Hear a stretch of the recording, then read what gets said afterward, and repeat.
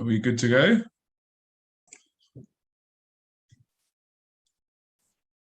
Yes. Okay, thank you, Jennifer, and hello to everyone wherever you are today. My name is James Spiro, and I'm a journalist and editor at CTech, one of Israel's leading English-speaking tech publications. We're at the first EMEA Agritech Forum, brought to you by Tech It Forward and 123. Today, we're going to be hearing from entrepreneurs, farmers, experts, as they share insights into the agriculture industry, how efforts into sustainability can help us with our planet, as well as the challenges and opportunities that may arise. We'll first be hearing from some of the organizers before deep diving into a forum where each of you will be able to listen to some of the insights into some of these aspects. For those of you who are listening in, you're invited to write questions to the participants in the chat or through one-on-one meetings that can be organized after the event. Finally, we'll be hearing 7 pitches from incredible startups whose technology and innovation are changing the agritech game. We're incredibly excited that this is the first EMEA Agritech Forum to take place. And while we're currently all online today from wherever we are based, the organizers look forward to welcoming you at the next forum in person held in Dubai towards the end of this year. Anyway, enough from me, because there are far more interesting people here to speak today. So with that, I'm pleased to introduce Jennifer Elias, one of the founders of Tech It Forward. Thank you, Jennifer. Thank you, James.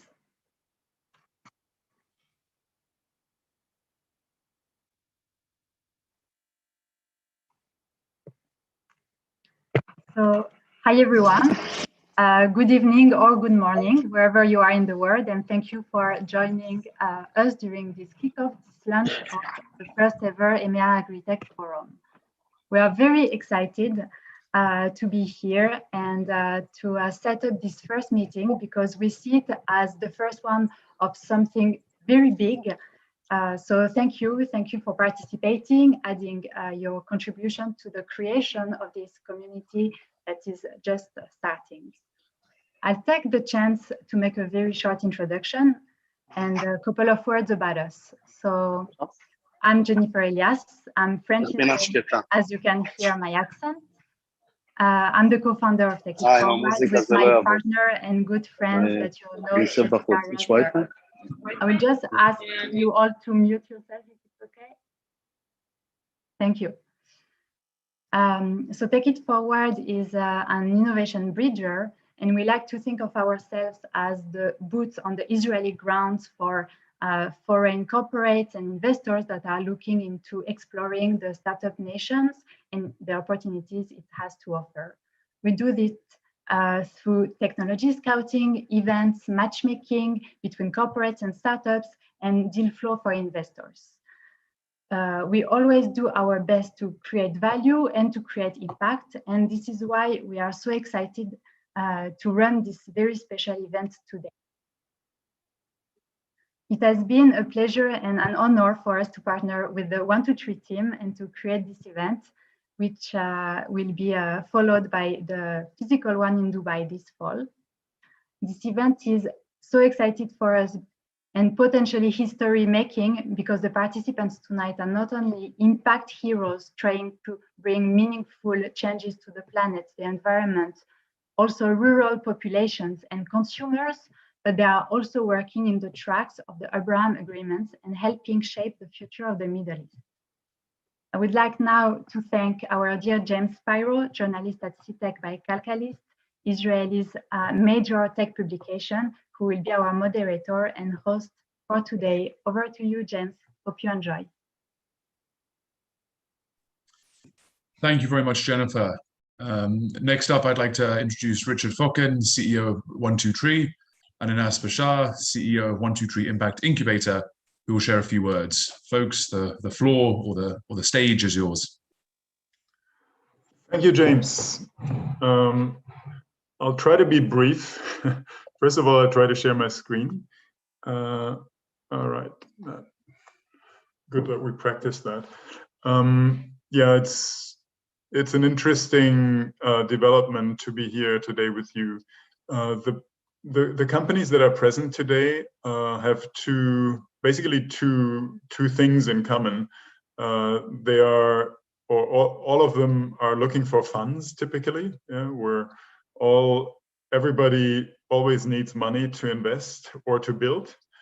And some of us also invest in the others that are present, or in the other type of companies that are present, whilst those actually develop new technologies and services. And from a 1 to 3 perspective, the reason we are here today is that we are actually implementing, we are users of these technology and services in large-scale agriculture, smallholder agriculture, and forestry, and everything in between. So we have a vital interest actually in seeing this succeed, not only because we also have a tech incubator, an AgTech incubator, that Anas Bashar is leading and Cassandra is a part of. But we created that in order to get better services, to get better technologies. It sometimes feels when you are building or when you're involved in large-scale agriculture and forestry as if you're operating in the 15th century or something like that. Yeah? Like the Industrial Revolution has completely bypassed us in this field. And so for us, it is super important actually that we unleash the creativity that is inherent in the capital markets, in all the brain power basically of the world to improve not only technologies, but also services. We also need different service concepts. Yeah, so I think what is uniting all of us is a deep desire to increase the sustainability and to make a positive impact on our planet.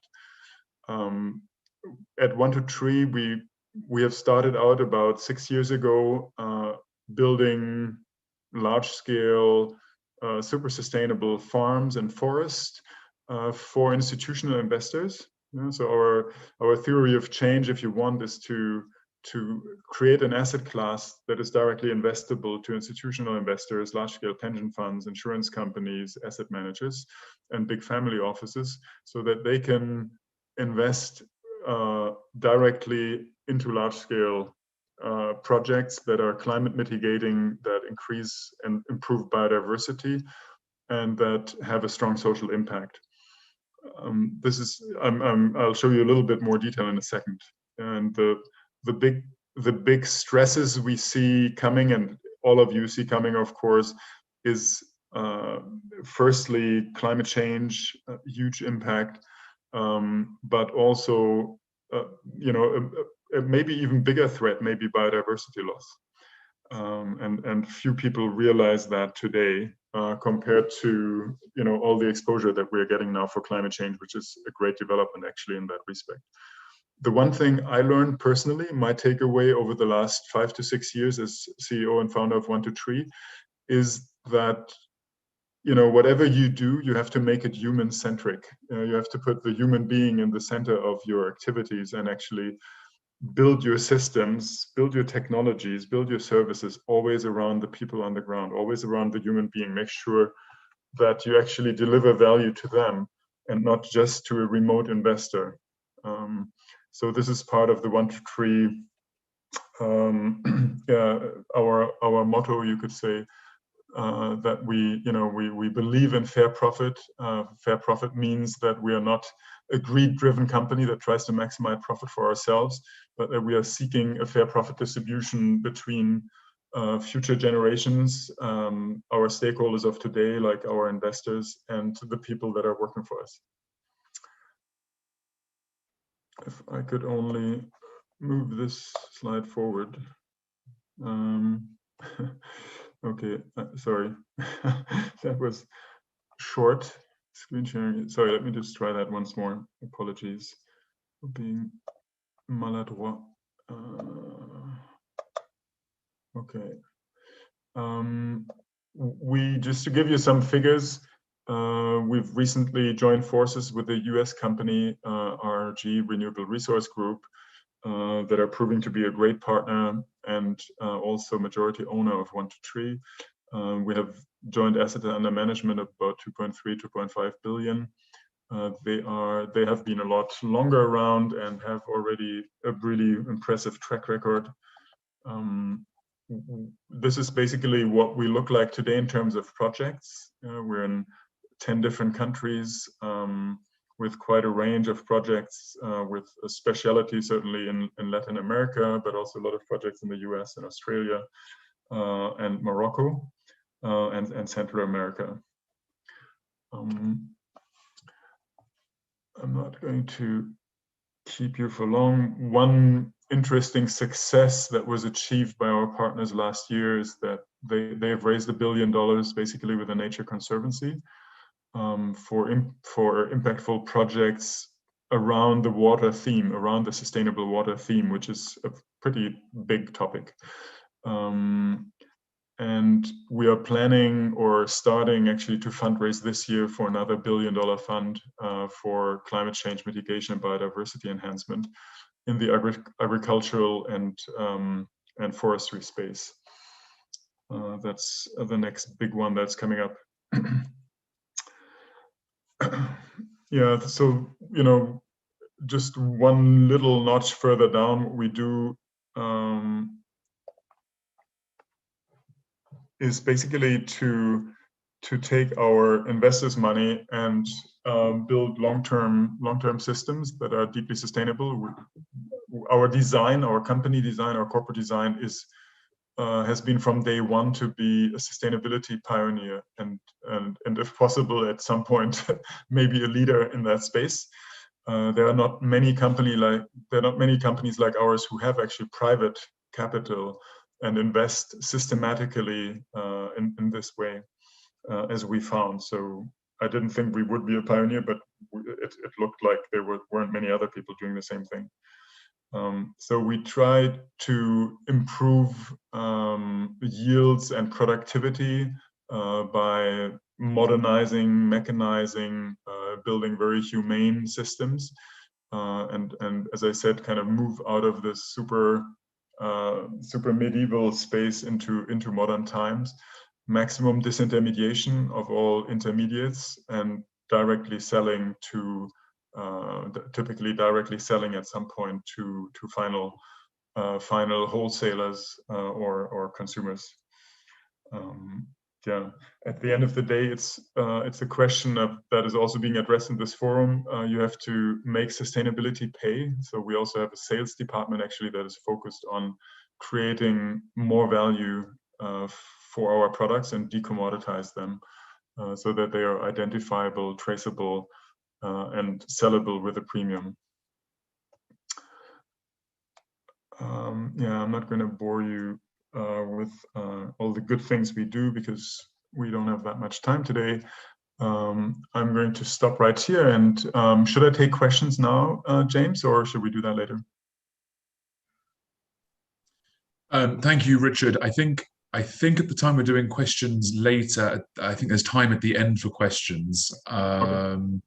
But thank you very much, Richard. And before we open up the forum and also open up the questions for the rest of the gang, we have one final presentation of Planet A by Jan Christoph Glass, who is a partner at Planet A Ventures.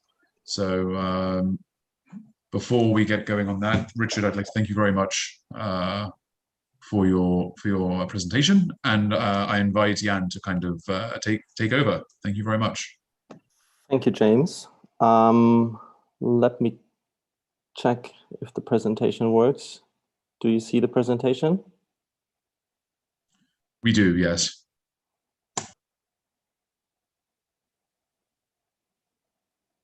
Okay, here we go. Yeah, thank you first of all for inviting me and giving me the chance to participate first of all and present to you Planet A. My name is Christoph and I'm a serial entrepreneur and investor for more than 17 years by now.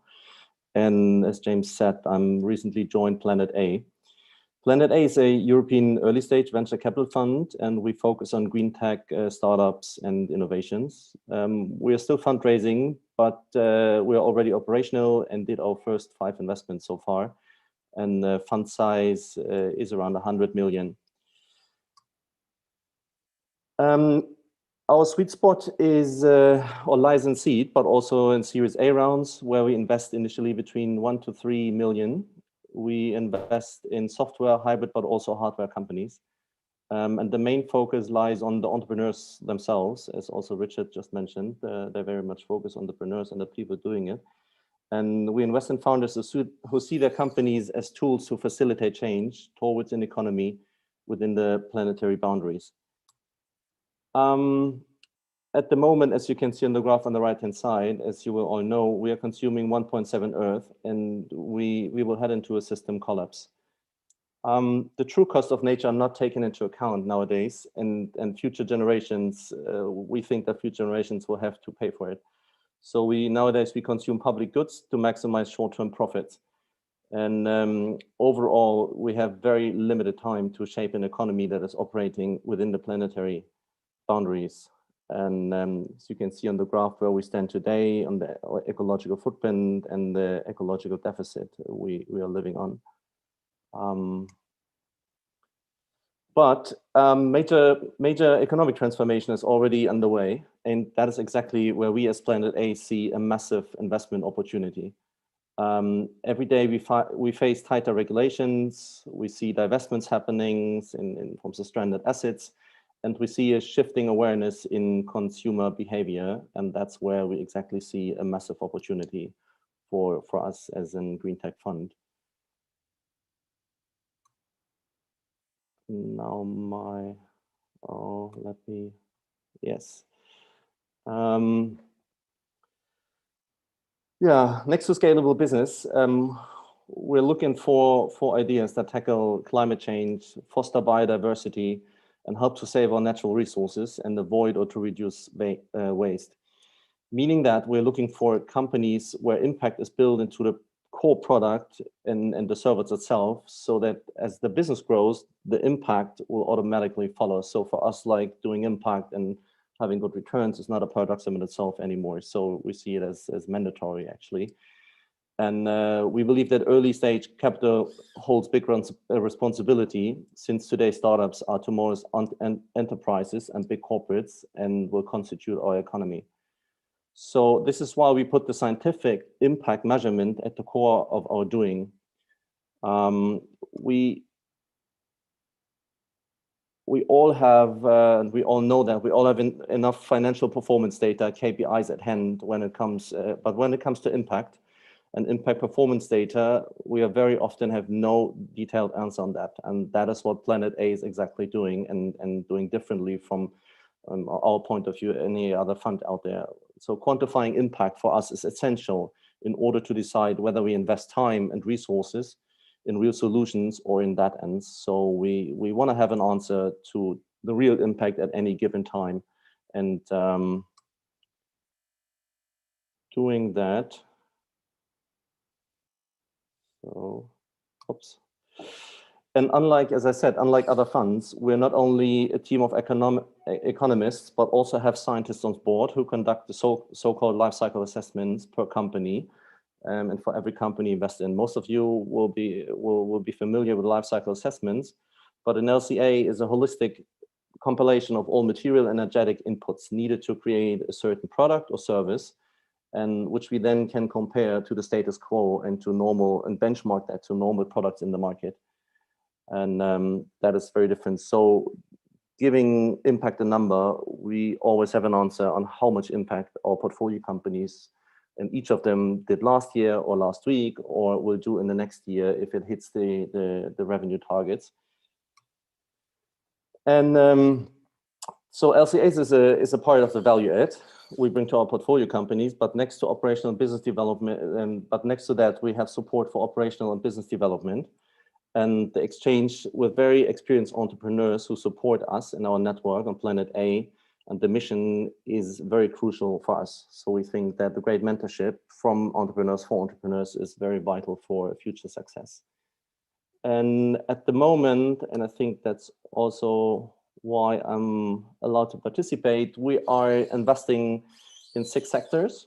As you can see on the slide, it's energy, heat, it's agtech, food and forestry, which I'm responsible for, manufacturing industry, transportation, mobility, buildings and material science, water, sewage, waste, and then it's like a software overlay. We call it enabling services or technologies. And we are six GPs at the moment. And as I said, we follow a clear founder for founders approach. And we combine more than 80 years of experience in VC and deal structuring, entrepreneurship, and also scientific impact measurement. And we have in Europe a very broad network with some of the brightest and well-known entrepreneurs in that space. And that is so far. I'm happy to take any questions on that. Yeah, and I'm happy to be here and learn more about your projects.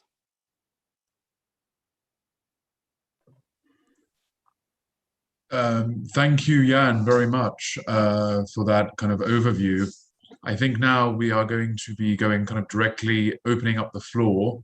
We have about a 45-minute discussion now divided into 3 rough kind of sections, all with a variety of time. Before I get started, I want to remind everyone that attendees that participate in these discussions have been established, and listeners are encouraged to ask questions in the chat, or can follow up privately through one-on-one meetings. But please, if possible, please keep your microphones muted and your cameras shining bright onto these lovely faces today. Whereas for now, I'm going to kind of take a back seat. I'm just going to quickly introduce the participants in the first part of this 45-minute forum, which is the future of sustainable agriculture. So we're going to spend roughly 20 minutes. We're going to be joined by Richard and Jan, who we've heard from, as well as Gideon. I apologize if I mispronounce any of the names, by the way. Gideon Sozman, the co-founder and managing partner of Green Soil Investments. Nitsa Kardish, the CEO of Trendlines Agri-Food, me on the list, and Isaac Martinez, Director, RRG Solutions Incubator. So thank you all for agreeing to take part. And I suppose I'll open up the floor by asking quite a simple, quite a short but long-winded kind of question. How can sustainability pay? And is the public opinion ready for sustainable efforts that directly impact them? You want to be brave enough to start? Hi. Please go ahead. Hi, yes. Yeah, I can share my my thought about it. Investing in sustainability is a long-term investment on the one hand, and is expected to provide a long-term profitability for companies who makes decision that includes the element of sustainability as part of their decision-making criteria. But on the other hand, we know that there are some direct and immediate income to be made by technologies that are sustainable and that have positive impact on the value chain in agri-tech for sure, but not only. And that related to, for example, energy waste, water waste, GHG emission, and of course, carbon credit. Those immediate savings can and are translated to the bottom line of technology companies as well as for their consumers. As far as for the public opinion, so it is obvious that we are definitely seeing a shift in public opinion as well as the readiness to support and demand sustainability within the different aspects influencing people day-to-day life. This is much more than we have witnessed before, and has even been highlighted over the last 2 years due to the world pandemic that we can't, of course, ignore.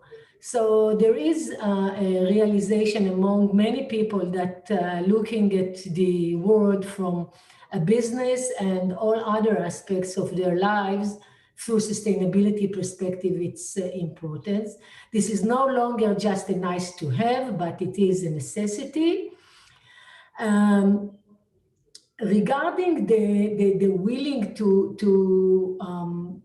change or to change habits, I must say that from my personal perspective, I'm a little bit more skeptic. I think that most human beings won't change their behavior unless they will pay for it. It must cost them. That's why regulation and legislation has a very important role here. I'm a very small believer in human nature, must say. Okay, thank you, Nitsa. Oh, please, Richard, please. Yeah, if I may, we have a lot of experience with directly dealing with, trying to get agricultural products into supermarket shelves and trying to get a premium for that. And indeed, it is difficult, but I think the real battle actually is before that. We need to do. I mean, the B2B is looking at the broken supply chains of today and holding the big firms responsible to create sustainable supply chains. This is something that we're doing, and we are doing it successfully, I may add, with a couple of firms already who have given us 15-year and are offering 20-year offtake agreements for sustainably produced foods and products, in combination with real sustainability premiums for sustainability products. And I think this is where we need to attack. But the reputation, it's going to become a huge reputation risk for big corporates if their supply chains are not truly sustainable. So for the first time in my life, actually, since about 12 months, we are seeing a real dynamic, an enormous increase in interest from the big multinationals. Okay, thank you. Does anyone who hasn't yet spoken or anyone who hasn't kind of chimed in yet have anything to add? We'd love to hear your thoughts. One small sentence. Hi, this is me, Gidon. I do agree customers don't like paying extras, but I do see a difference that the younger customers in the next generation are much more willing to pay that little extra to do something for the environment than we as old people are willing to do so. So that's one observation. I think the second one is that technology has a very, very important role to play here, and technology will really make the difference. I mean, if you compare to, for example, energy, today finally solar energy is almost at the same cost as non-solar fuel. And we've seen immediately change, and within 10, 20 years, probably 80-90% of the production of energy will be alternative energy. And I think we'll see the same in agriculture. The technology will help drive the change. And in the meantime, yes, there is an important role for the government with subsidies and making people pay for making the planet a filthy place. Maybe to add something to what Gideon and Nitsa said, which I really agree on, and we see that from on the generations and younger generations, we really see the people that grew up, they are used to different lifestyles. But if it comes to older generations and they have to sacrifice on their lifestyles, it's very hard for everyone to really make it hurt themselves in their daily lives. And I co-founded in the major European sustainable mobile bank, which is called Tomorrow. And maybe I'll leave you with a quote with one of the founders who said, and we're competing on, it's a mobile, a challenger bank, and we're competing with the big ones. And then he said, if you want to save the world, you have to throw a better party than those destroying it. And that is very true for a lot of business sectors. But nevertheless, when it comes really to the hard ones, I think tighter regulation is very much needed by politics. One thing on our end, we are aiming to approach these new practices in agriculture more towards the concept of regenerative rather than sustainable. So in order to support premium prices and increase demand, I think consumer understanding between regenerative agriculture and positive impacts needs to be created. I mean, where organic has been successfully recognized by consumers as having reduced levels of toxins and pollutants in food, regenerative agriculture can build on top of that for consumers to recognize the increased nutritional quality of food grown under these practices, as well as the environmental and social benefits of regenerative systems. Along with increasing demand, this connection can lead to product price premiums that can flow back to growers to support their transition and operations until practices and products are scaled to mass market access and prices through corporate adoption, which I think, to Richard's point, is going to be not only a matter of making promises, but actually fulfilling those promises. And that's going to be an asset, I think, for companies that are trying to bring that services for large corporations. Thank you, Isaac. I know that there's been a lot of trends witnessed among young people and their kind of willingness to adopt more sustainable solutions than kind of previous generations, or at least the trend is changing. I'd like to kind of move on briefly and discuss these trends from the kind of corporation point of view. And one of the things we have written down here, one of the ideas we want to discuss is how investors and corporations, to stay on the corporations idea, can kind of their willingness to invest in this, and how does it look like, and some of the trends that we're seeing from a kind of more corporate side.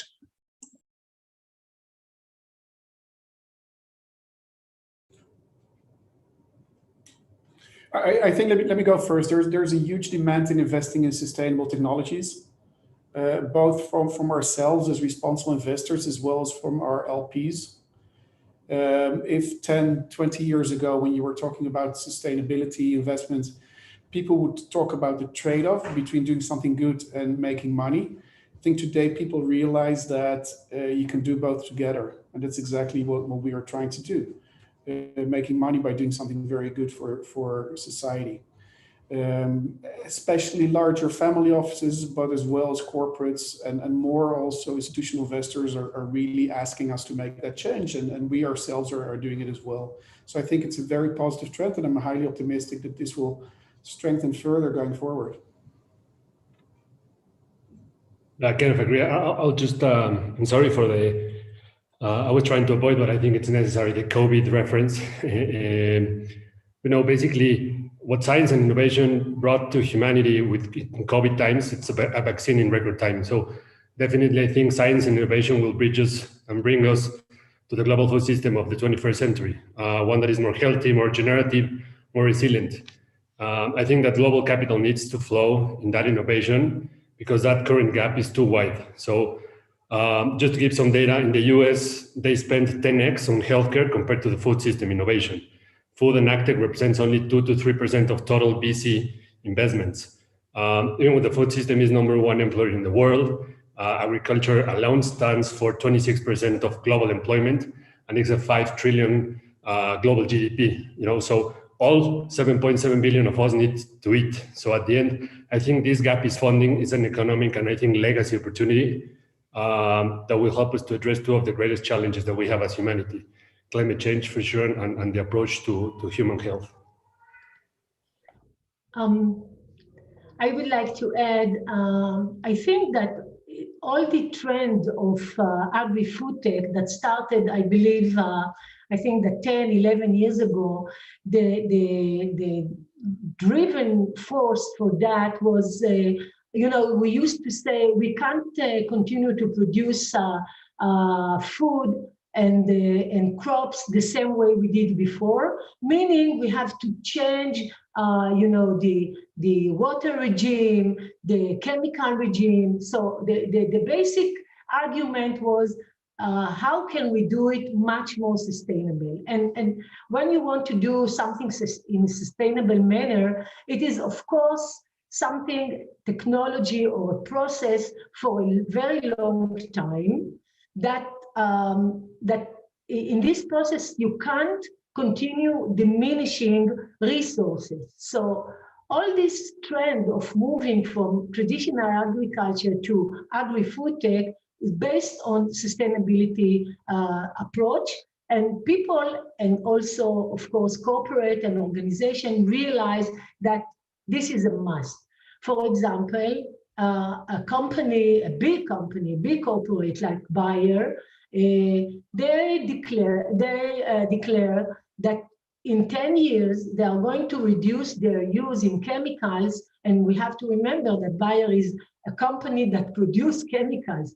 They are going to reduce their use in their chemical by 30%. It's crazy from a business perspective, but this is a commitment.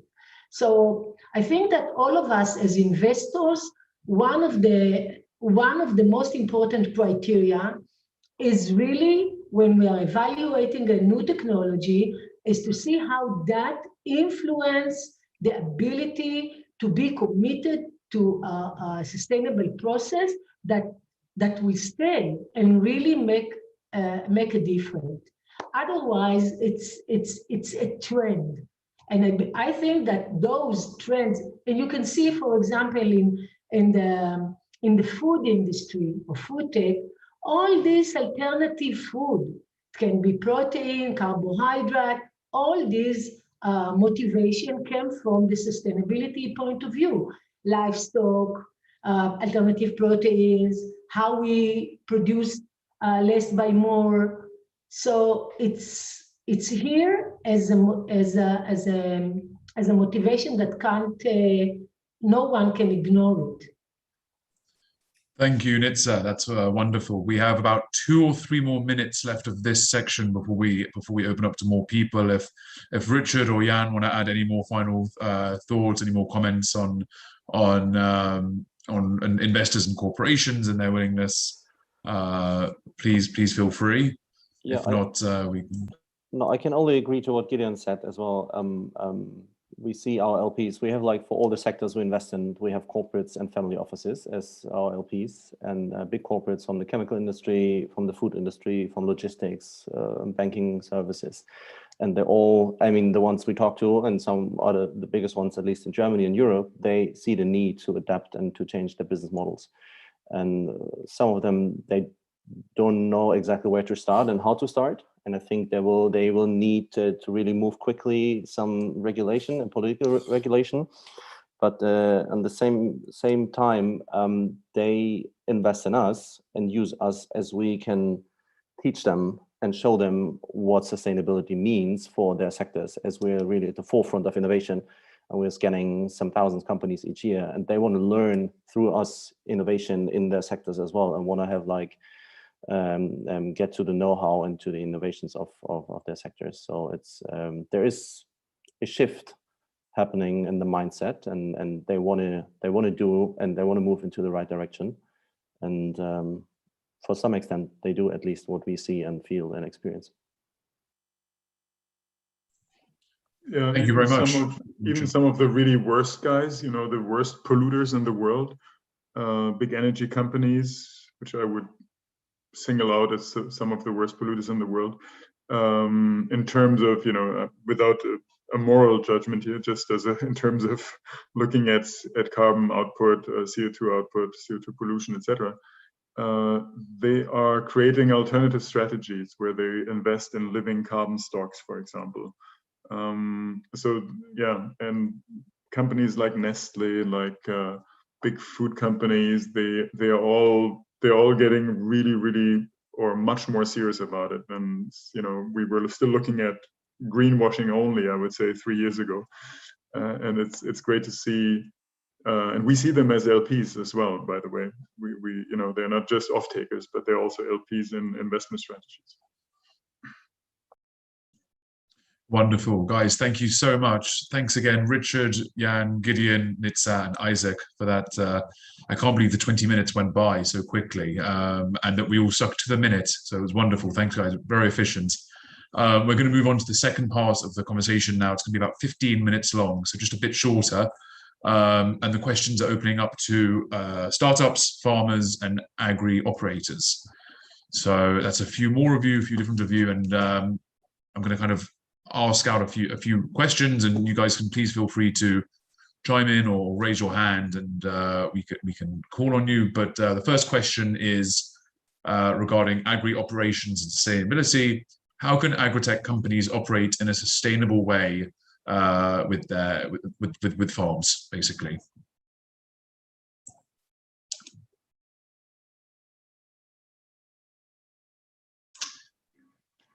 And I'll allow for about 10 more seconds of silence before I randomly call on someone. I'll jump in. Faisal. I'll jump in from an irrigation perspective.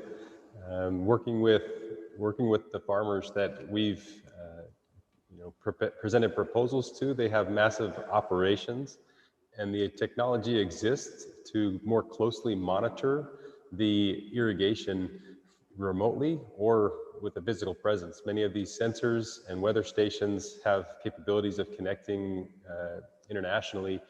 Just one example recently of connecting with our parent company's farm in Morocco to identify some of the soil conditions that they are experiencing, and identifying from our experience as irrigation experts the potentials for water savings, for reducing diesel consumption at the pump station, and other opportunities to reduce the overall impact that the operations of the farm has, while also contributing to their production efforts. Thank you very much, Nick. I see that Faisal raised his hand, so we're going to unmute, and Faisal, take it away, please. Thank you. If we revise the old ancient methods of agriculture, we will identify integrated techniques. Like in Asia and in some other countries, they were growing fish with rice to fertile the soil and to reduce the salinity impact, and at the same time to continue and rotating the crop on different fields. Such integrated practices can be modernized today using agritech and other concepts. For example, aquaponics. We have an issue of polluting the water. With the water scarcity as a challenge and the raising challenge in the world, we can utilize not only to grow aquaponically lettuce or leafy plants, but we also can consider irrigating existing fruit orchard or palm trees or whatever using drippers. Of course, we need to filter the water using a mechanical filter to reduce the particles that can block the smart irrigation network or grid. This is one method of doing it. Again, we can look at vertical farming. In hydroponics and vertical farming, there is a portion of water that we need to get rid of eventually, daily basis, or it depends on the cycle. This is also should be looked at as an opportunity and not only as a problem. It should be part of a solution. Palm trees, indigenous plants in the MENA region are tolerant to salinity. We know that the pH and the salinity in the water used in hydroponics can increase. We can look at water management as a method of solving such challenges. In addition, we need to look more into pollinators, bees. We are losing a huge number of bees worldwide due to certain pesticides or certain diseases that's happening. Einstein predicted that humanity cannot retain life if we lose bees on Earth. Those kinds of responsible approach is somewhere where we as SME and agri-tech adopters, we need to look into, combined with Internet of Things, robotics, and automation of agri-technology, and of course, big data analytics. Okay, thank you, Faisal. I see another hand is raised with Mailu Mwa. I'm sorry if I mispronounced your name, but please take it away.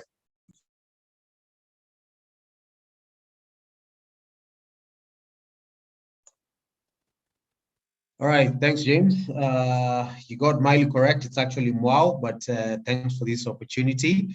And I'd just like to maybe echo what Faisal has just said. We need to integrate the techniques that we know are sustainable if we are to make any changes. But one of the things that I've noticed when it comes to technology and the speed at which technology has advanced is we cannot keep doing things the way we have done before. So you'd find there's very many technology companies, for example, doing aggregation of, assisting with aggregation of farmers' produce. Now, many of these are rewarding the conventional methods of agriculture, which reward monocropping, extensive pesticide use, and it's literally because right now this is what is paying. And I think it was Christophe who said that we have to throw a better party than the ones who are destroying the world. So I think when it comes to tech means that we don't have to do things the way we did before, because you'd find very many tech companies are coming and becoming the middlemen of today.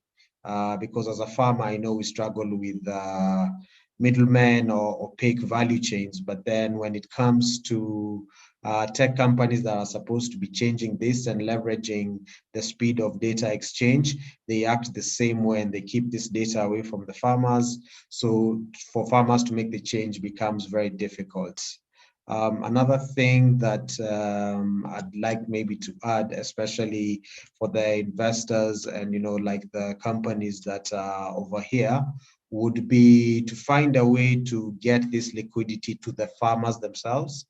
Because if you tell a farmer to change and to move to conservation or regenerative agriculture, there's a period of which, you know, for example, you're going to have to stop tilling. You're going to have to learn how to plant cover crops.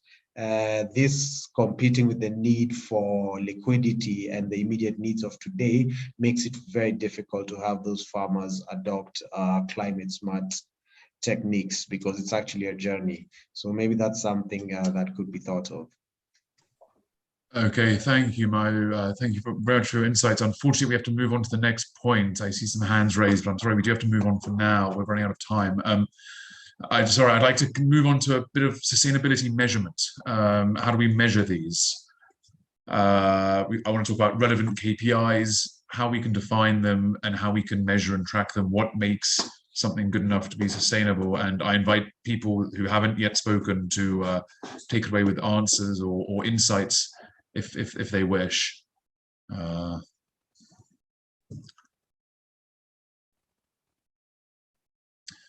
Again, that was sustainability measurements. Why do we think we are sustainable? What are the relevant KPIs to define and follow, and how can we measure them?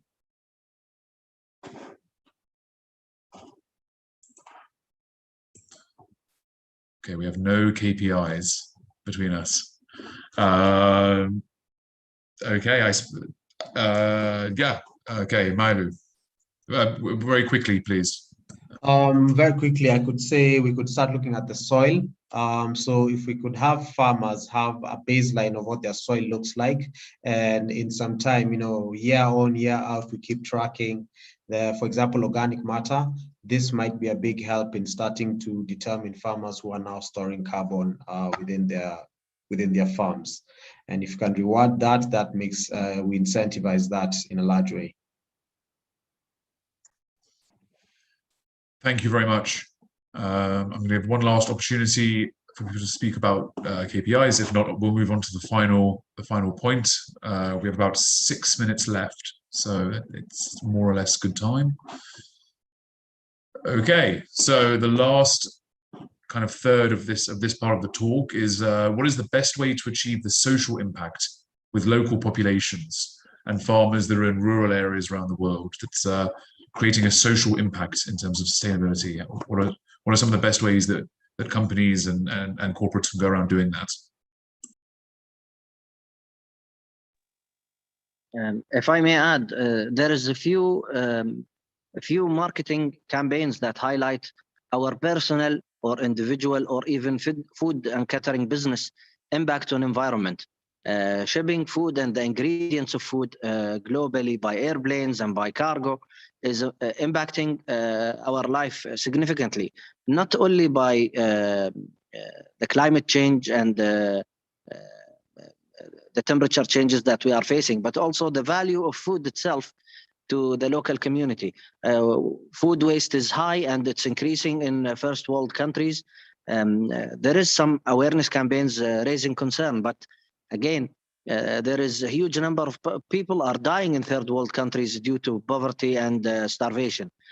These kinds of things need to be highlighted from a social impact, and at the same time, initiative related to afforestation and giving back to the community must be done, whether it's the avocado farms in third world countries or whatever kind of afforestation or agricultural impact that we have. Saying this, I think more engagement with NGOs to address starvation and poverty, and at the same time encouraging locals in certain areas to participate more in agricultural business, enabling them coming up with, let me call it, better financial models or products to finance the adaptation of agri-tech and technology on small scale farms, to participate in some sort of a co-op approach where bigger companies can collect the harvest and have better management, logistics, supply, and storage, or even food processing to address food hunger and poverty in agricultural societies. Thank you very much. We have a hand raised. So Imad, please take it away. Yes, hi. In fact, talking about KPIs and social impacts, it can be linked. The main one for me would be today to put the farmer in the center of the whole exercise for agri-techs. And he is an entrepreneur as a KPI for all of us. If we can manage to keep his profitability, because to convince a farmer to switch practices, to convince a farmer to go to sustainability, to convince a farmer to do new things, he needs to see no impact on his revenues. So as a KPI for all of us, I think it would be first to make sure that there's no loss of profitability for this farmer. That would be the biggest social impact possible for all of us, as we would sustain his revenues, we would make him switch to a more sustainable way of doing things, and we will impact the life of his life and of all his descendants for generations, as will help to sustain the land. So I think we should put this as a priority for all of us, keeping this guy profitable, not touching his pockets, because at the end of the day, that's the only guarantee for us to see him do what we would like him to see him doing. Thank you very much, Imad. And I'm going to go to the another hand raised back to Richard, and I think this will be the last. We have 2 minutes left of this section, so Richard, please, you can sign us out on this one. Thank you. Yeah, I'll be quick. It's a very fascinating topic, of course, and one that is central to what we do, and we're very systematically thinking about this all the time. How can we improve social impact in the projects and for the people, either our workers or the people around the projects, the smallest that were just referenced. And I think I would encourage everybody to treat this like, to some extent, like an economic indicator. If you have year-end audits, in your firm, you will have an auditor. You will make it transparent so that other people can also look at it and believe your results. With social impact, we need to do the same thing. We need to have independent auditing and continuous progress reports that are verifiable. And today, this is not the case. Today, everybody does something, and everybody thinks they're great, including our own employees in 1 to 3. This has been a struggle to actually implement an independent social impact baseline report before we actually start a project, send in an independent team that understands the lay of the land, understands the problems of the people involved, and then comes up with a progress and a progress plan that is implemented over 10 to 20 years and measured regularly, also independently, so that it is verifiable. I think this is a big leap forward in our thinking, that we actually take it so serious that we accord a budget to it and that we make it verifiable externally. This is something I would like to encourage. Great, thank you, Richard, so much. That takes us perfectly to the last 10 minutes. I can't believe how quickly it's gone. The last 10 minutes of the sections, the section is going to focus on challenges and opportunities in the region. We have 10 more minutes left, and similar to the kind of first section we have, this section is open to specific speakers that specific participants that were arranged. I just want to kind of briefly introduce them all before we get going, and I apologize again for any mispronunciations, but Anas Bahar, the CEO of 123 Impact Incubator, Anas Head, Partnership Business Development at Huawei Morocco, Nav Shachar, Managing Director at Israeli Pavilion Expo 2020, Dubai, KKL, JNF, Innovating Sustainable Solutions, and back to Faisal Mohammed Al-Shimari, founding partner, Garden of Eden at the UAE. So thank you guys for kind of finishing off our last 10 minutes. I want to talk a bit about, please, the Abraham Accords, the agreements and opportunities. What are the complementaries, some of the complementaries between different regions in terms of kind of agritech area? Obviously, Israel and UEA and kind of the whole region as a side has seen kind of explosive growth and opportunities. How can these countries help each other? If I may start, the Peace Treaty enabled exchanging knowledge and information, addressing common challenges, and at the same time paved the way for adopting best practices. Before even the Peace Treaty occurred, COVID-19 raised the concern of a global collaboration and data exchange. Initially, there was medical collaboration in exchanging data when it came to the virus and the epidemic challenges. And I think the Peace Treaty enables us to look at common challenges like water scarcity, salinity of the water or soil, increasing the crop per square meter, and other challenges related to the region. Furthermore, the experience, the vast experience Israel have on agricultural arena can become a beacon where certain technologies can be utilized and deployed further in other areas. I may call it franchising certain technologies, and this is a practice that's happening in other areas, and agricultural is no exception. In addition, looking at complementing food industries between the two nations is a key component of paving a successful story in food security. Recently, Her Excellency Mariam Lemheri was in Israel signing several agreements and MOUs related to exchanging knowledge, experience, and research. And I think our event today is another milestone and a cornerstone also in bridging the gap and exchanging knowledge into a very important matter to address food security concerns worldwide. Thank you very much, Faisal. We have a few hands raised already, but before we kind of move on to the participants in the final group, I also want to invite Nizar Saud, who's the head of Desert Timber in Dubai, to also join in this last segment. Apologies for missing the introduction. I'm going to go in the hands. I'm going to go in the hands in which they were raised for this final section, the challenges, opportunity in the region. So, Anas, please take it away.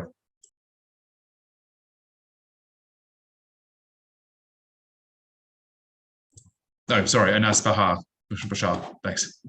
Yes, hi guys. Thank you very much. I completely agree with Faisal. Maybe add very shortly that I think the region is drawing attention. It has like a huge capacity to draw attention for bad things or for bad news, etc. I think we need to use this to draw attention for good things and make it, as Richard said at the beginning, human-centric. I will invest into human capital in the region, exchanging and sharing knowledge, and make it very, let's say, water-centric. We are all linked to agriculture, and we know that water is a huge problem, but we know also that it's a huge solution for Israel, for example. And I'm sure that if we put together the links and the efforts that needed, we can definitely make something and draw good attention to the region. Thank you very much, Anas. I'd like to kind of call on Nab Shachar now, who patiently had his hand raised. Thank you. Thank you, James. Before I'll answer directly the question, I would like to say briefly about it also relates to Richard, what he said about transparency. I think that my main point is that we should find or face local challenges with regional solution, or regional or global solutions. And I think definitely the Abraham Accords were a very good opportunity for regional cooperation. It makes sense that the region is facing the same issues, especially with agriculture. We're seeing with that the lack of water in arid and semi-arid areas, the importance of strong agriculture sector for food security and water management. And I think that on top of it is a savvy technology innovation oriented population, which we found during our journey. I think that the credit for, I should say that there's a lot of credit to GCC leaders for pushing forward environmental issues. I think it could be explained with a diversifying portfolio, or understanding, like Faisal said, really feeling the need for food security and water during the COVID-19 crisis. But I think that more than that, I think that everybody is facing the challenges together, and understanding that the social, environmental, and economic triangle have blurred, and it's lucrative to find in those areas business opportunities. Good examples for that is the Expo, which I'm taking part of it, as a good example of strengthening cooperation between organizations and governments in the region. And we're looking forward to make those regional challenges and face them together. Thank you very much, Nav. I see that Anas Head has also his hand up. So Anas, I'm going to call on you now. Thank you for waiting. Thank you, James.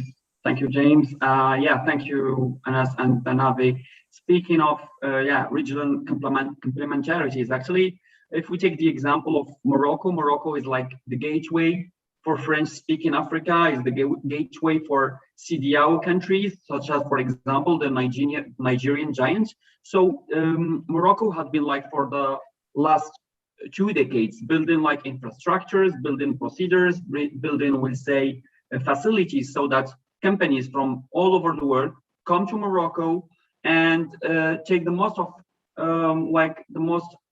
most out of the Moroccan hub. For example, we have like tax exoneration, a financial city with very easiness, high easiness to make visas for the expatriates.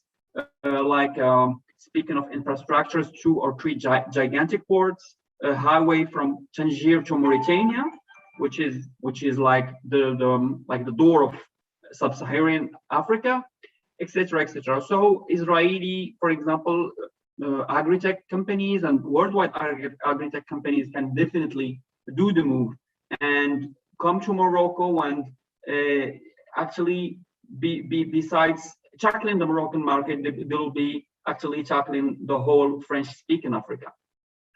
Thank you. Wonderful, Anas. Thank you so much. We have 1 minute left in the challenges and opportunities in the region section. It's gone very, very quickly indeed. I invite anyone from the group who has any final thoughts they want to add. Maybe Nizar wants to say something. If not, we can have some final thoughts. If not, we can kind of put an end to the kind of open forum. Yes, if you allow me. Thank you. Just a quick add-on to the wonderful thoughts that has been shared since earlier.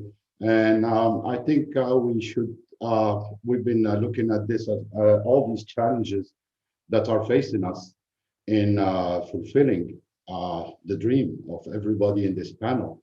And I think that when we look at it from the positive side, is that today, especially in the geographical area that we are talking about and the recent collaborations, the need for a change is a prominent catalyst that should be used.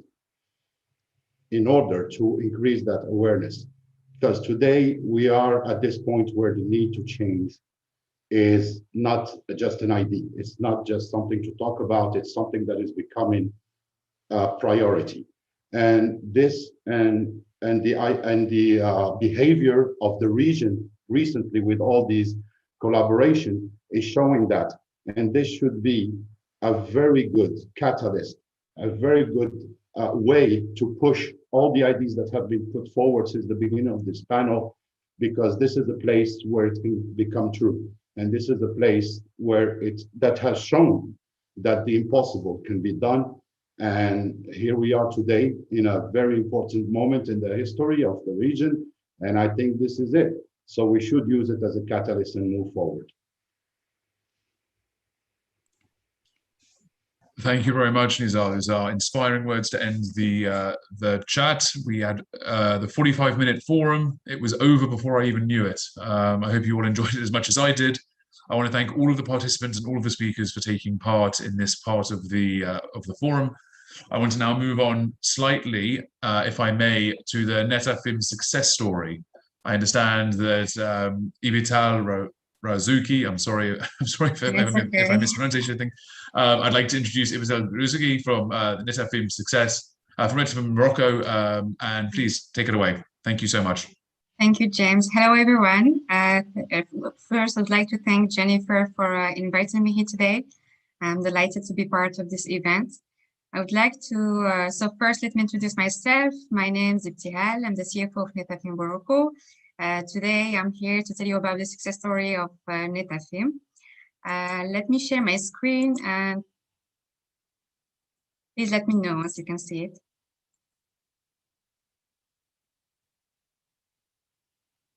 You can see my presentation, right? Yes, we can. Okay, great. So before we dive into the success story of our business, I would like to give you pointers on some of our key figures. So who we are. Netafim is the global leader in precision irrigation. The headquarters is in Israel, in Tel Aviv. We got 5,000 people in our family. Our annual sales exceed 1 billion USD. We are present in over 110 countries spread across 6 continents. We have 33 subsidiaries and strong distribution. We operate 17 manufacturing plants worldwide located in key markets to ensure on-time delivery. And crucially, we have a 30% of market share in micro irrigation.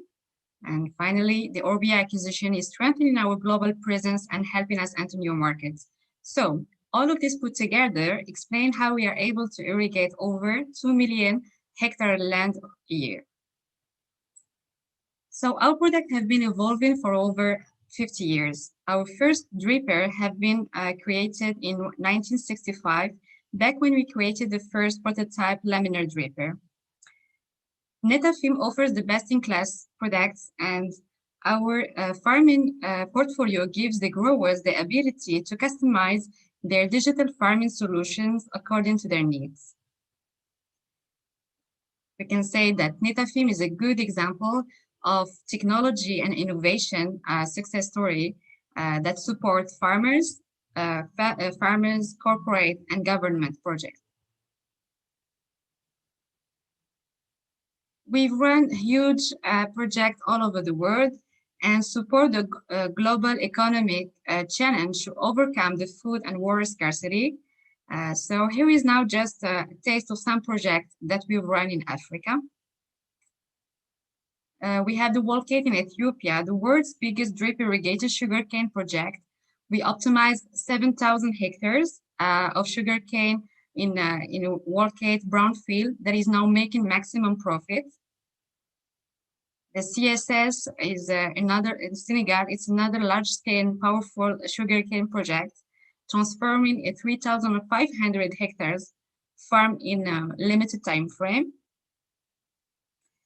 We have the Rwanda, the community of Rwanda's eastern province.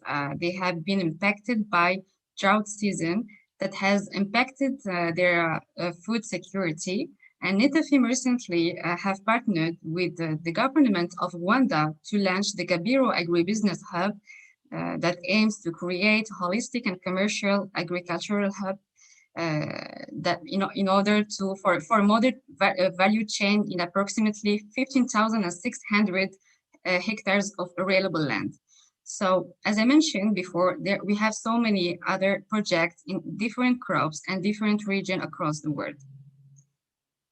Let me tell you now about the success story of Netafim Morocco. So Netafim Morocco was established in 2017. We are now the leader in smart irrigation solutions in North Africa. We are helping farmers to improve their crops, and we have our sales teams across the main region of Morocco. We are helping farmers to improve the crops like in citrus, organic olive, dates, berries, avocado, and other crops. Our achievements so far are aligned with the objectives set by the Green Morocco Plan that was launched in 2008 by His Majesty King Mohammed VI to increase the agricultural output, to make the sector more competitive, and to increase the resilience to the threat caused by the climate change. So, our CEO is Mr. Marwan Ben Wama, who joined the company in 2017. And since he has led Netafim to double-digit growth, both in the revenue and EBITDA. Recently, he has been appointed as Managing Director of Africa. So as he said, our goal is to expand in Africa through our subsidiary in Morocco, and our ambition is to achieve high level of food security in Africa through advanced technology in agriculture. To support our growth, recently we have created our first subsidiary in Gabon. So, it's more than a success story. It's about being part of an incredible story that is changing the world. The Negev Desert is exactly where Netafim started, being farmer first and innovator second.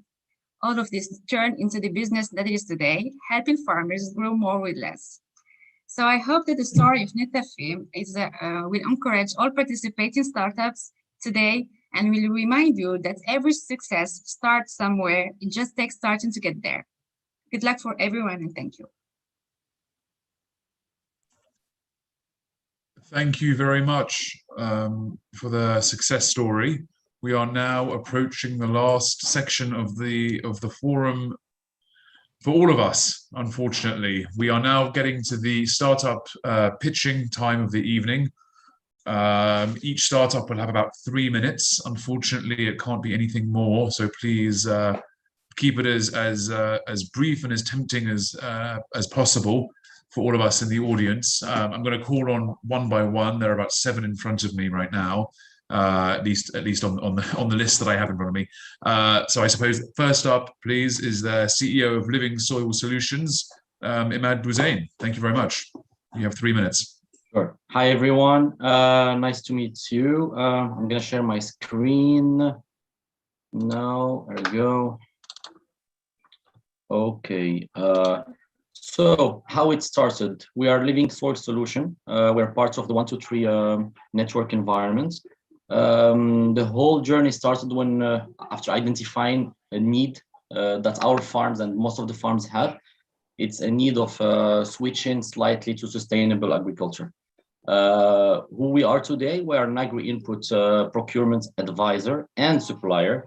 And our mission is to help these farmers, our farmers and other farmers, to fulfill their current requirements and transition to a more sustainable agriculture, which is our subject today. Living Soil Solution is today looking at a funding of 500,000 euros with an exit in 2026 of around 33 million USD. What we do, so we are a one-stop shop solution for these farms, for their agri-inputs procurement. We're going to be guiding them, advising them, helping them to identify their needs, current needs, and also their future needs in terms of sustainability. How are we going to be doing that? We have our agronomists helping us on this, and we're going to be introducing new products that most of the farms are not using, either organic or more sustainable products. We know that most of the farms are focusing on chemicals. We're going to be introducing new products, more organic, more sustainable, and we're going to be again, pushing this disintermediation. So what it means, we're going to be linking directly the farmer to the producer or the plant. We're going to be avoiding all this current supply chain and supplying the farmer directly with their requirements in terms of agri inputs. Today, we all have been discussing about the regenerative agriculture principles.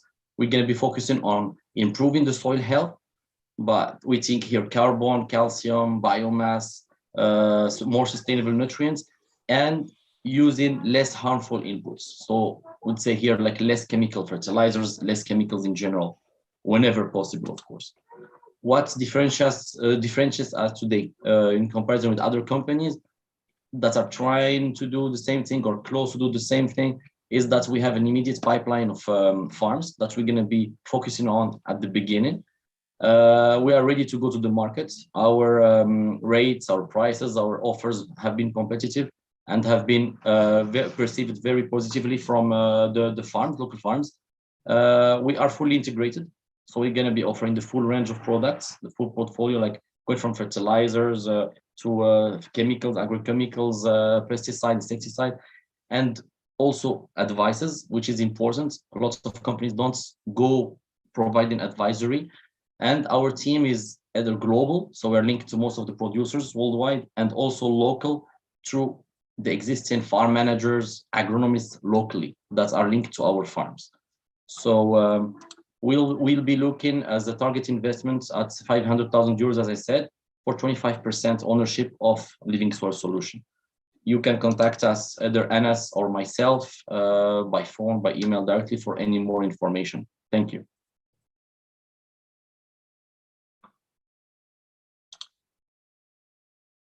Can you hear me? Sorry, yes, thank you very much. I left myself on mute. There's always someone that does that in the, yeah, sorry, thank you very much, Imad, for your presentation. So moving on now, we're going to have Natan Barak, who is the VP Commercial and Business Development at Satura. And what I'm going to do in the interest of time is I'm going to say who's next and then say who's the person after, so they have a few minutes to prepare. So after Natan, we have Yossi Levy from Todos Technologies, but for now, Natan at Satura, please take it away. Thank you very much. Thank you, James. I'm Natan from Satura. I want to say that I was about to retire from work last December after 41 years in this great company that Ibtihal was talking about, Nerafim, the global leader in irrigation. But an exciting startup called my door, and here I am, 67 years old guy, starting a new way in a young company, a company that is bringing something really totally new to the digital agricultural arena. And I'm going to tell you what's unique about it. I hope you will be able to see my presentation. Are you? Are you? Well, yes. Yeah, well, yes. Look, guys, I've been listening to you and you know all that. The world needs new ways to grow food, because it grows by itself. Population is growing, it's going to double the demand for food in a generation time. Basic resources are really in scarcity. Demand for better food, healthier food is anywhere. And there is no way to say it's just the West or the East or whatever, it's anywhere. And regulation becomes more and more demanding all over.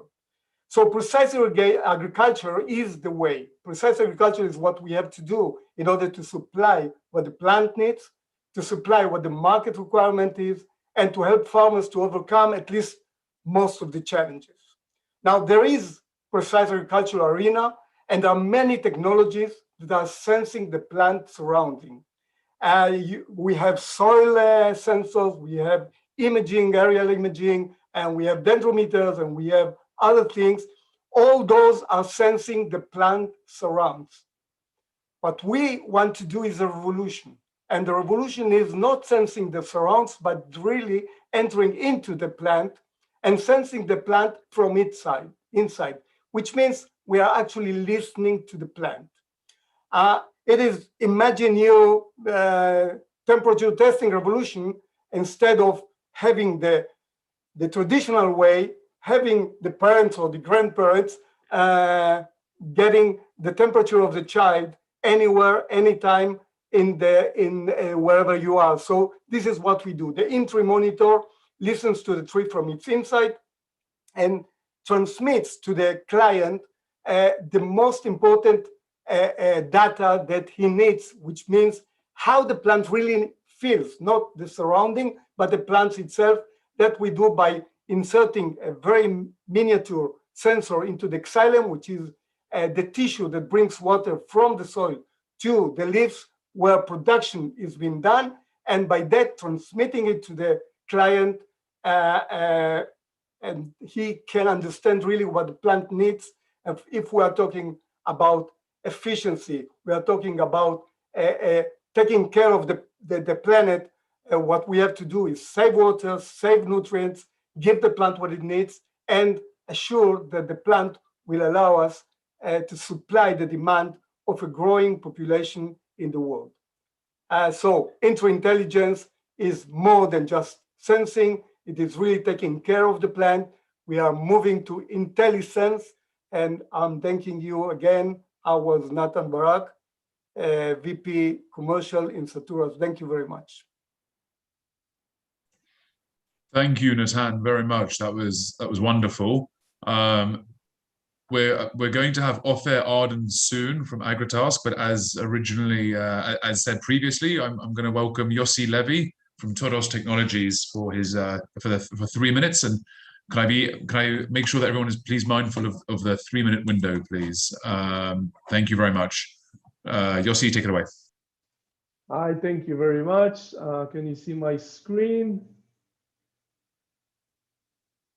All right, great. So first of all, thank you for the opportunity and this amazing place to present Todos Technologies and the future of food sensing.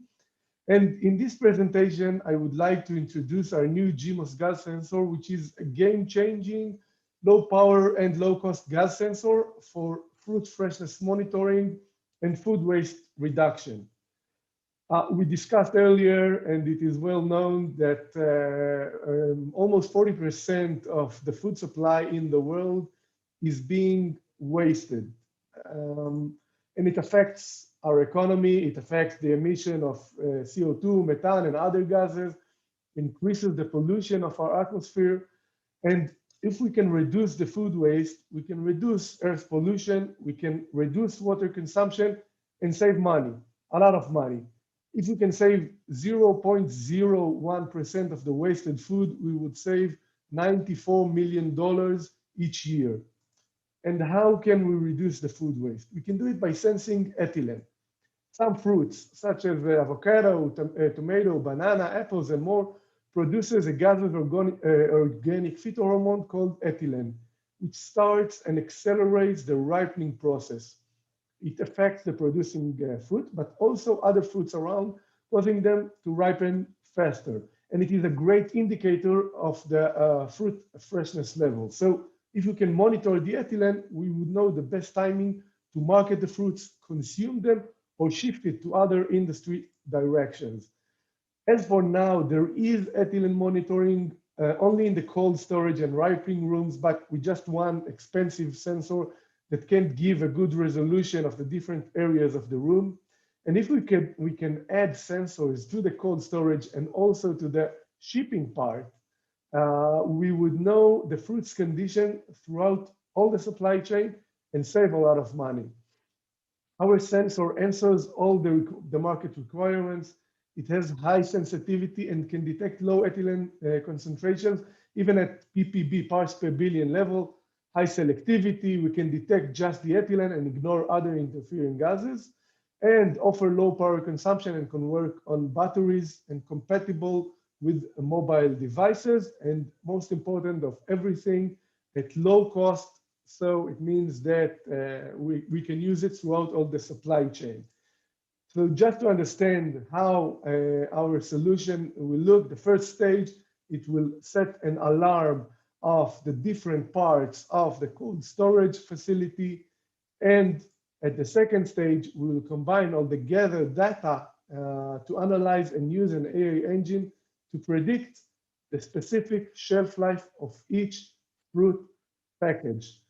Sorry, but the timing is bad, so I'll just sum up with that this is a new world, because until now we talked about the taste, color, and flavor of fruits. And now with our gas sensor, we can enter the data era and know the specific gases emission from our fruits and vegetables. I'll be more than happy to elaborate later. Thank you very much. Thank you, Yossi, very much indeed. After Ofer, we're going to have Nick Graziano, the CEO of SmartFlow. But until then, I'm going to invite Ofer Arden, CEO of Agritask, to say a few words for a few minutes. Thank you very much. Ofer, take it away. Sorry, thank you very much. In just a second, I'll pull out the slide and start presenting.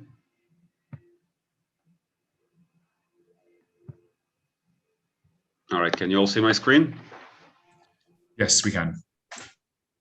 All right, so thank you for that. I'll present Agritask. I'll do it as briefly as I can. So Agritask is an agronomic intelligence platform powering solutions for key challenges faced by farmers, by food companies, by insurers, and additional players in the agricultural ecosystem.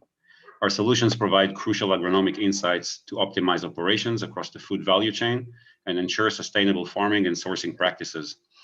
We found that lack of visibility into fields and to fields operations and into crops or the crop status is a major challenge. And in order to provide visibility, we need to capture all the data and put it into the right context. Working with large growers for over the past decade, we have developed a robust platform that achieves just that.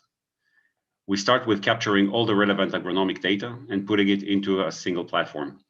It's from manual data collecting using our mobile app through our remote sensing capabilities, but also via a set of 70 integrations that we've done to date, from sensors to machinery, irrigation controllers, and other systems such as ERP. Our platform then enables to put this data into use in the right context, which is constantly changing. This while leveraging it to gain new actionable insights, accessible or adjustable to the multiple users in the agri-food ecosystem. Our platform powers solutions for two key industries in this ecosystem. Food and beverage first, enabling them to optimize their supply chains, empower their growers, and ensure sustainable practices. The second is insurance, where we actually enable a new ag insurance market. In other words, we enable to insure the uninsured. Just to take two examples, an F&B conglomerate working with us for the past 3 years has achieved 8% yield increase on average for all the farms that are selling to them. It's much more accurate prediction of the yield, and all while gaining full traceability from sowing to harvest, or let's call it from farm to factory. Another example, a leading insurer in Nigeria, leveraging our solutions, has insured over 15,000 small farm holders over the past year and a half. He's done that with policies which did not exist before. These policies today are fully automated on our system, covering more than 40 crop types. Just to summarize, in a world with an ever-growing need for solutions, and you can see it, many solutions, some of them are points, some of them are very holistic, but solutions that are geared towards farmers, Agritask has built an enterprise-ready platform that bridges the visibility gap, addressing the needs of the wider ecosystem. We provide them with crucial agronomic intelligence that enables optimizing the supply chain, full traceability, ensuring the uninsured, and all while ensuring social and environmental sustainable practices. Thank you very much. Thank you very much, Ofer. That was fantastic. Before I invite Nick's SmartFlow up to join to give the pitch, I want to give Avi Ben Shimon his warning because he'll be straight after SmartFlow. But until then, Nick Graziano, the CEO of SmartFlow. Thank you very much. And we can see your screen. Thank you, James. Glad to be with you all. As mentioned, I'm Nick Graziano, the CEO of SmartFlow EMEA Solutions. Similar to Living Soil Solutions, we also leverage the international Avis infrastructure of 1-2-Tree as we aim to provide irrigation solutions to agricultural customers. We were created because of 1-2-Tree's growth projections, as well as the inconsistent service offerings that they were receiving across their farms. So they wanted to take action to control some of the key drivers of their production success, and irrigation was the first service that they wanted to internalize. The services that we offer in SmartFlow are turnkey projects irrigation consulting, maintenance and optimization of existing irrigation systems, as well as financial analysis and financing solutions. We offer these solutions based off of the challenges our customers have faced, starting with our parent company. The turnkey projects is something that's unique to SmartFlow because many service providers in the Latin American region offer one or two components of an irrigation project, but not the holistic project. We also offer financial analysis with every project proposal that we submit to help the farmers understand the financial impacts of the investments that they're going to make. The after-sales impact that is part of our business is designed to ensure the system lasts for the duration of the farm. With maintenance, with upgrades, we provide that follow-through to ensure the customer is happy with our services and that their system functions optimally and sustainably. We do this because we strongly believe in responsible water application. We want to improve farmers' financial positions, contribute to local economies, and improve the region's food security. We created the concept of SmartFlow in the first half of 2020 and produced the original business plan. In the second half of 2020, we formally created the company and submitted our first 2 micro irrigation system proposals. In the first half of this year, 2021, we received our seed capital and have delivered 10 pivot project proposals to customers in Guatemala. 4 of those projects are in the financing phase, close to signing contracts with our customers.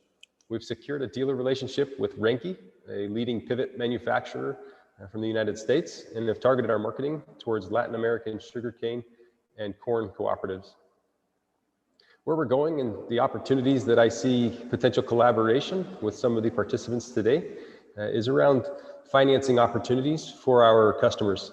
One of the challenges traditionally in Latin America has been competitive access to capital, and we look for opportunities continually to provide additional sources of capital to finance their projects. The other strategic initiative we will undertake is expand our service offerings to control more of the turnkey project process, from well drilling and welding as well. Once again, Nick Graziano representing SmartFlow Agritech Solutions, and hope to collaborate with many of you in the future. Thank you very much, Nick. Before Simcha sets off on the final pitch, I'm going to invite Avi Ben Shimon, the CEO of 2B, to offer the pitch. Thank you very much.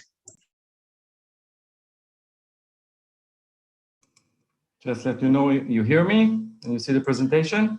Yes, it all looks great. Thank you. Great. Okay.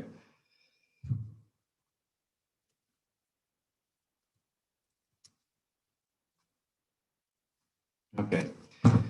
So we are all witnessing the devastating effects of COVID-19 on our daily life. Now, try to imagine what would have happened to mankind if simultaneously to COVID-19, we would have been constantly exposed to additional viruses for a very long time. This is what exactly happened to honeybees around the world for several decades by a tiny little mouse named varroa. It bypasses the bee's natural defense mechanism and injects a wide variety of viruses directly into the bee's bloodstream.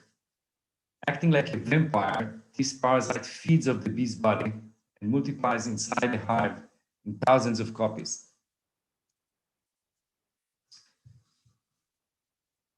Current antiviral solution seems to fail to solve the problem, and we are witnessing and facing radical annual global hive losses of 25 and even 50%.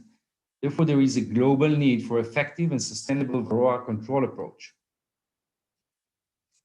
A few words about myself and about 2B. So my name is Avi Ben Shimon. I'm a scientist, second-generation beekeeper, and the founder and CEO of 2B, a local Israeli startup company with I would say, a global and challenging vision to free bees, beekeepers, and the entire ecological system from the devastating effects of the varroa. But why should we invest time, effort, and money on honeybees' health? And the reason is clearly that bee is responsible for a significant portion of our food supply by pollinating agricultural crops. It's estimated that the contribution of honeybees to the global economy is around $200 billion annually. Current solutions are based on passive miticide strips, which are inserted into the hives for a very long period of time. And the most significant disadvantage of them lies within the poor delivery of the active compounds within the hives. We have developed the world's first automated technology that ensures varroa-free beekeeping year-round. This is our solution. Our solution is about to make a revolution in the bee health market. It is an electromechanical device. It's something completely different from what is available now, controlled by an app, which utilizes disposable cartridges. The device performs automated and precise delivery of bee healing compounds in the gas phase. It actually sublimates the compounds. And while varroa control is our prime objective, we also turn every hive into a smart hive by sensor data analysis and remote access. Above all, our solution is a platform for delivery of wide variety of compounds, both synthetic, organic, natural, and can be applied for controlling other bee pests and disease. Thank you. Thank you very much, Avi. I now invite the final pitch of the evening, the CEO of AgriScout, Simcha Shaw. Simcha, take it away.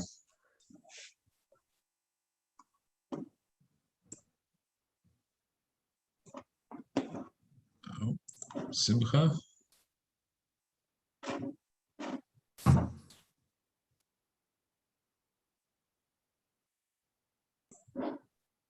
Okay, I'll wait a few more moments.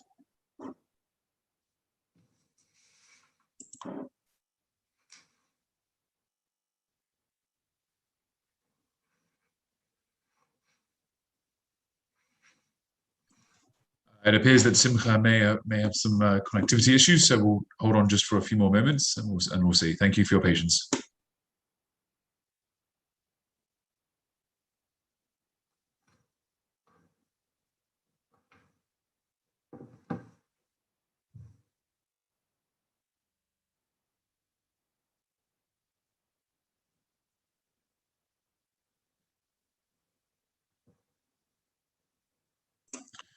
In the meantime, guys, feel free to message each other one-on-ones or feel free to connect in the chat.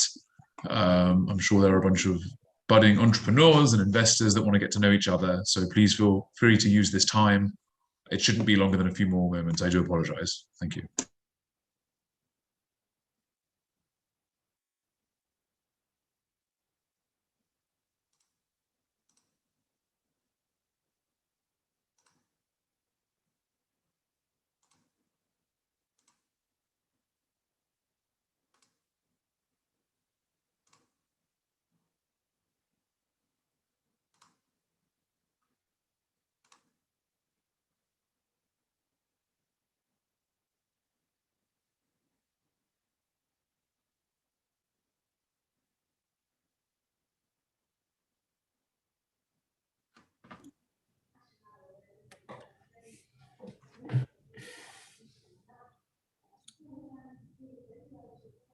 I tried to call Simcha because I saw him, on the among us, but I can't get his answer. I hope that everything is okay.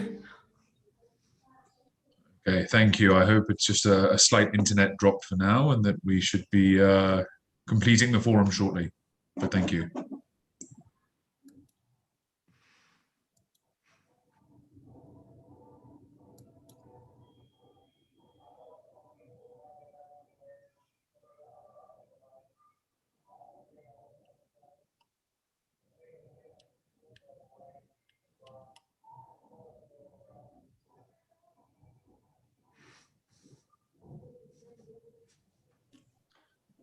Just wait a few more moments while we try to connect with Simcha. Yeah, thank you.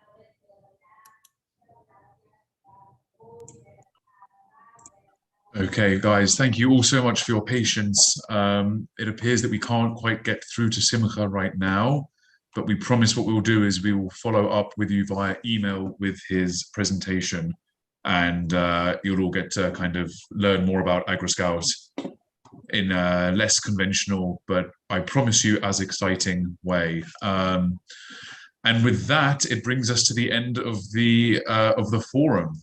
I want to thank every single one involved, and if I could ask just one more favor from everyone, which is that we turn on all of our cameras. We're going to try and attempt to take a photo of all of us if we can to remember this moment. So if everyone could please turn on their cameras if they feel comfortable to do so, we would appreciate it. And someone's going to grab a screenshot of us. So thank you very much.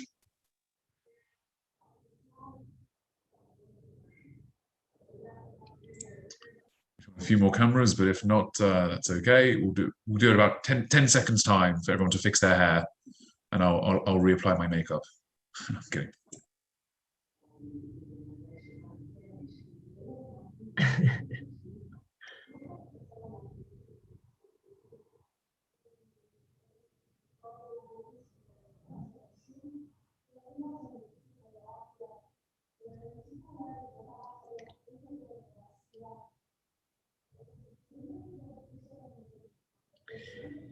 Do send the picture, please. Thank you very much. Thank you. I've been told that the picture has been taken, but before we go, I just want to invite Richard to come and say a few more final words of parting. And I want to again take this time for everyone to kind of to thank everyone for taking part, to the Tech It Forward team and to the 1-2-3 team, for everyone and their hard work and their participation. But that's enough of me. You've been dealing with me all night. So Richard, take it away. I want to invite you to say goodbye and thank you, everyone. Goodbye. I guess all of you guys are happy to run. Thanks very much all for joining. It was great to see you and hear you. And I hope we will meet physically at some point in time. That would be great. Very much look forward to that, and lots of success to our young startups. Wishing them luck and good funding for this year. Thank you very much. Next 2020, we will see you, everyone. Take care. See you in Dubai. Bye. Bye. Bye, everyone. Bye-bye. Bye, everyone. Bye, everyone. Thank you. Bye, everyone. Thank you, Jennifer and Jessica. Bye, everyone. Thank you, Jennifer. Thank you for participating.